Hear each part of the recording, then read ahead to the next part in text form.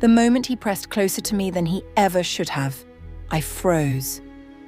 I never imagined the quiet man who drove my car through the streets of Boston every day could carry that kind of intensity.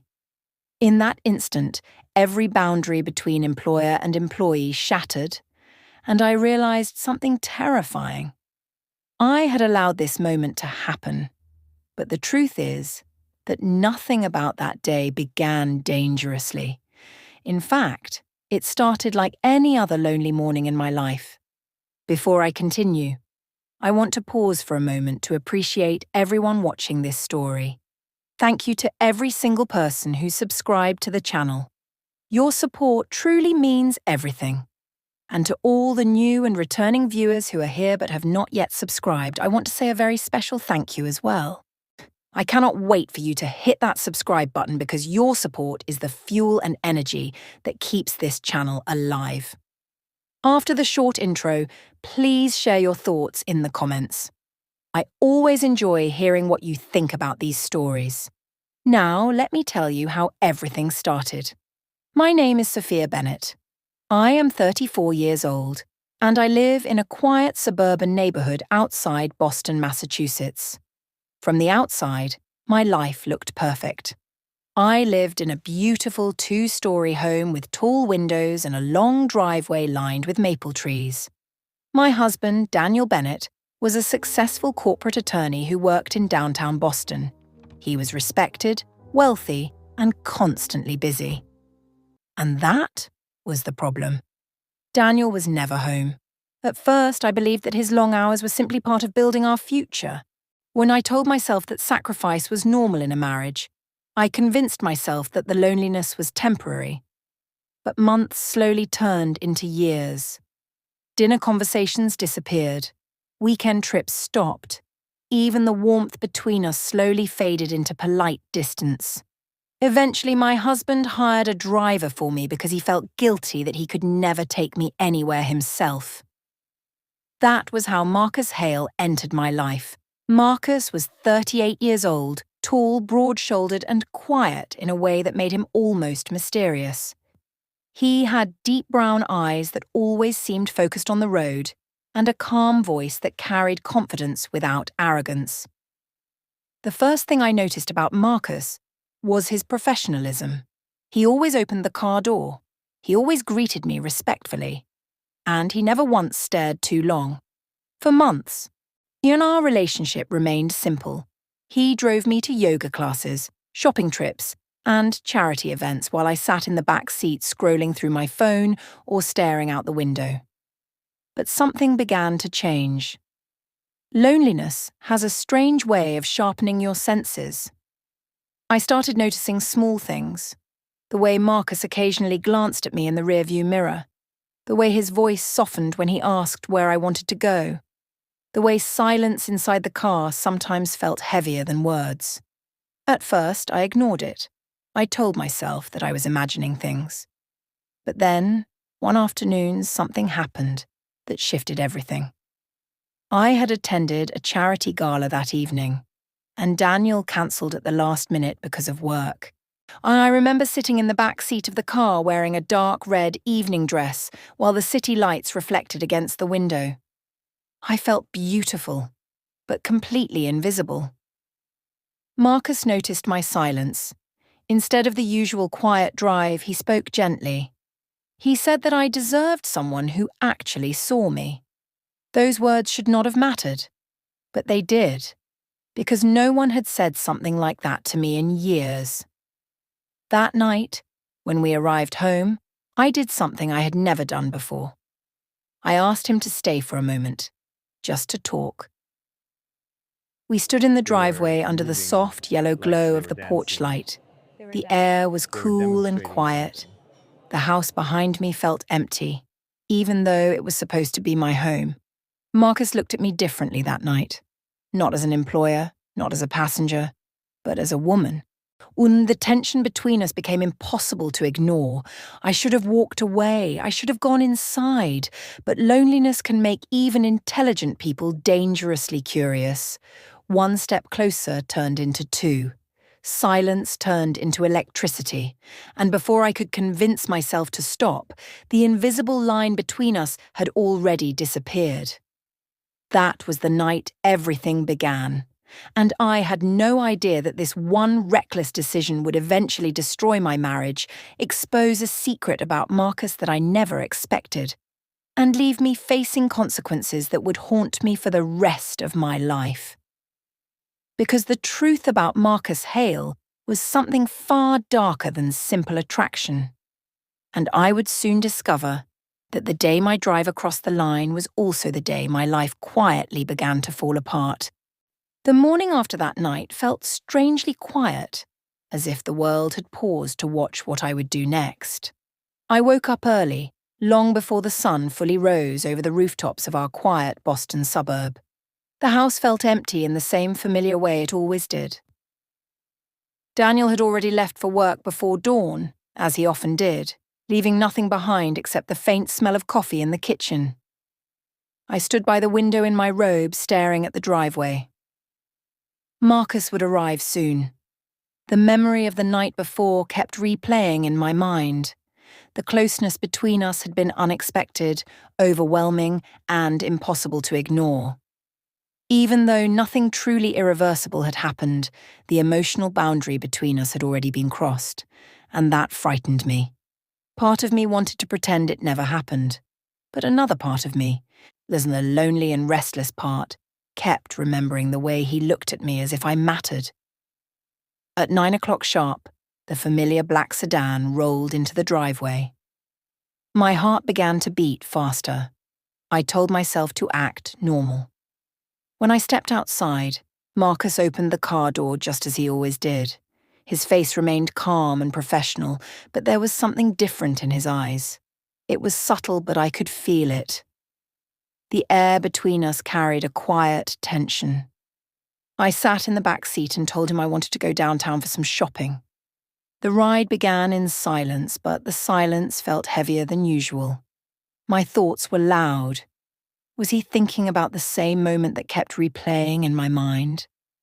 As we drove through the busy streets of Boston, I caught him glancing at me through the rearview mirror more than once.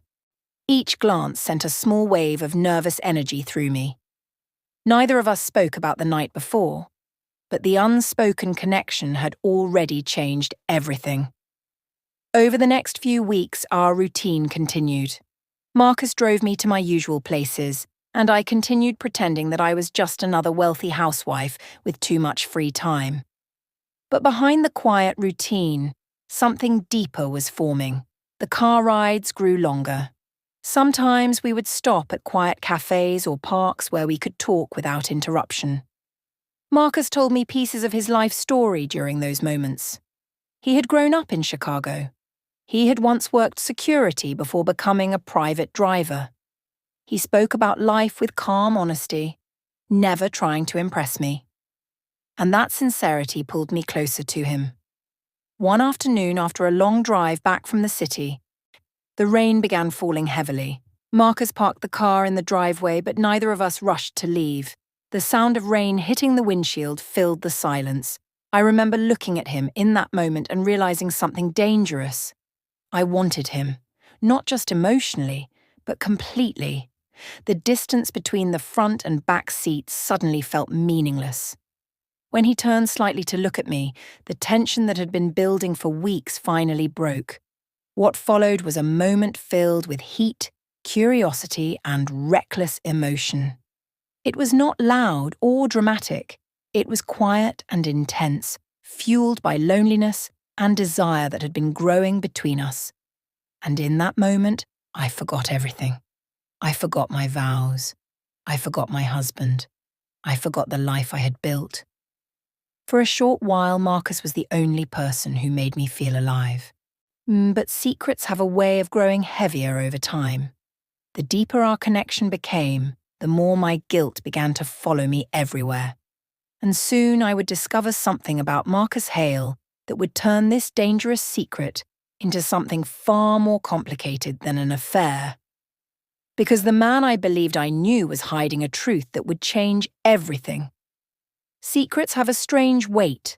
At first, they feel light, almost thrilling. They sit quietly inside your heart, like a hidden spark that no one else can see. But as days turn into weeks, that spark begins to burn.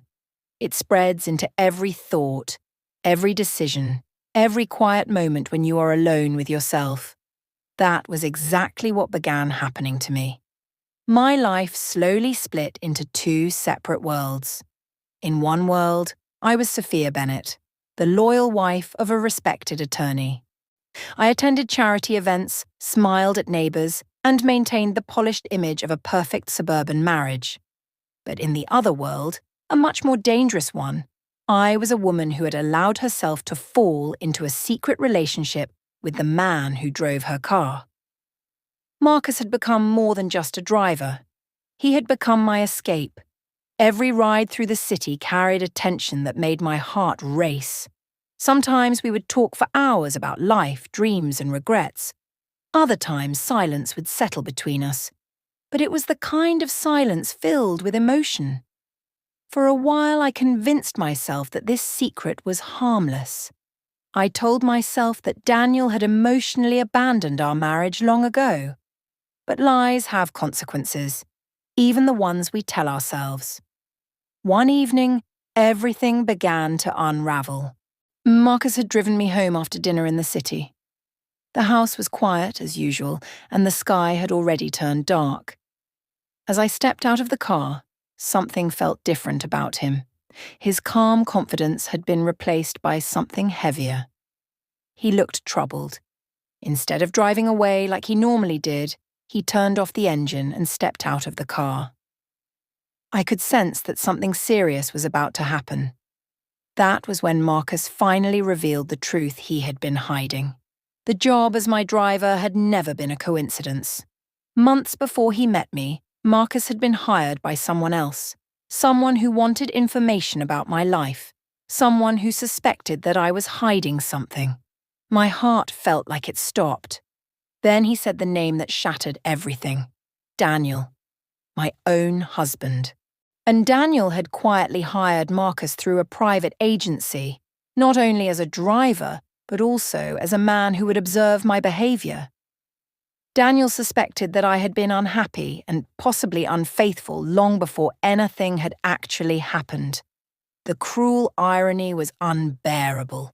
The man who was supposed to watch me had become the man I betrayed my marriage with. Marcus admitted that he originally intended to report everything to Daniel, but over time he had stopped sending updates.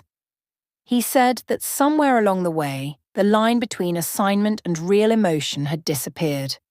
But it was already too late. Because Daniel had eventually found out. Marcus told me that Daniel had confronted the agency days earlier and demanded the full report, every detail, every movement, every secret moment. That was when I heard a car pull into the driveway behind us. I did not need to turn around to know who it was. Daniel stepped out of his car slowly, his expression cold and controlled. He had the look of a man whose trust had been completely destroyed. He had not come home early to argue. He had come home with proof. The silence between the three of us felt suffocating. In that moment, the weight of every decision I had made crashed down on me all at once. My marriage collapsed that night. Within months, the divorce was finalized. Marcus disappeared from my life shortly after. The agency reassigned him to another city, and I never saw him again. In the end, the man who once made me feel alive became nothing more than a painful memory of the moment I allowed my loneliness to control my choices. Looking back now I realize something painful but important. One reckless decision can destroy years of trust, and sometimes the line between comfort and betrayal is crossed long before we even realize it. If you have listened to this story until the end, I want you to take a moment and reflect on it. Do you believe Sophia was completely wrong? Or do you think loneliness pushed her into a mistake that many people secretly understand?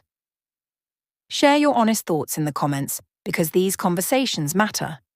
And if stories like this move you, teach you something, or make you think deeper about relationships and choices, then this channel is the perfect place for you.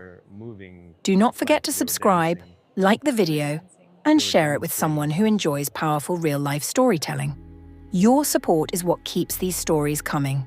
And trust me, the next story will be even more shocking.